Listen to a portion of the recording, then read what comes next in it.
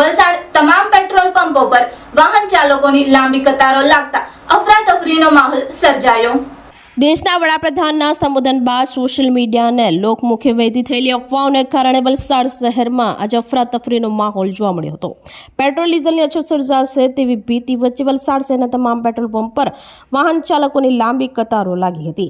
સ્થિતિ એવી સર્જાઈ હતી કે લોકો કલાકો સુધી લાઇનમાં ઊભા રહેવા મજબૂર બન્યા હતા। પેટ્રોલ પંપ સંચાલકોએ સ્પષ્ટતા કરી છે કે ઇંધણનો પૂરતો જથ્થો ઉપલબ્ધ છે, પરંતુ સામાન્ય દિવસો કરતાં 5 થી 10 ગણા ગ્રાહકો એકસાથે ઉમટી પડતા સપ્લાય પહોંચાડવામાં અગવડતા પડી રહી છે।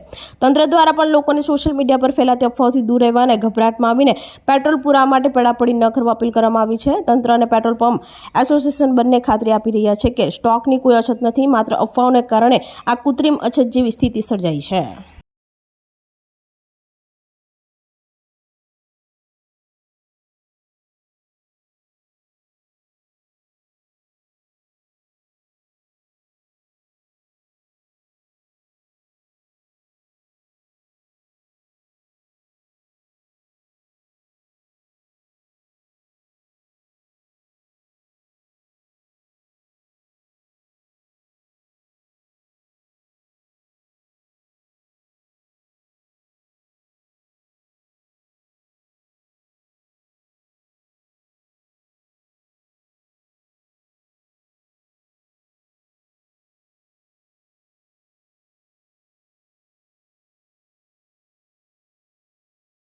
હિમાંશુ વસી ન્યૂ હેમ મોટર્સ વલસાડથી છું। અત્યારે લોકોને એવી અફવાઓ ફેલાઈ રહી છે કે પેટ્રોલ બંધ થઈ જવાનું, મળશે નહીં, ભાવ વધારો ને આ બધું બીજું પણ એ ખરેખર જોતા બધી કંપનીઓમાં સપ્લાય આવે છે, પણ આ લોડ વધારે પડતો છે।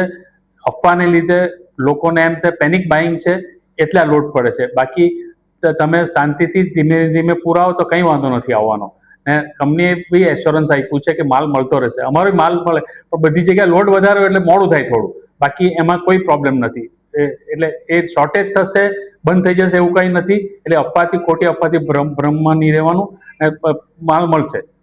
આપણી સંકલ્પ ન્યૂઝ ચેનલને સબસ્ક્રાઇબ અને લાઇક કરો, બેલ આઇકન દબાવો, જેથી આવનાર ન્યૂઝ અપડેટ્સની નોટિફિકેશન આપના મોબાઈલ પર સૌથી પહેલા પહોંચે। Like, subscribe and share the video.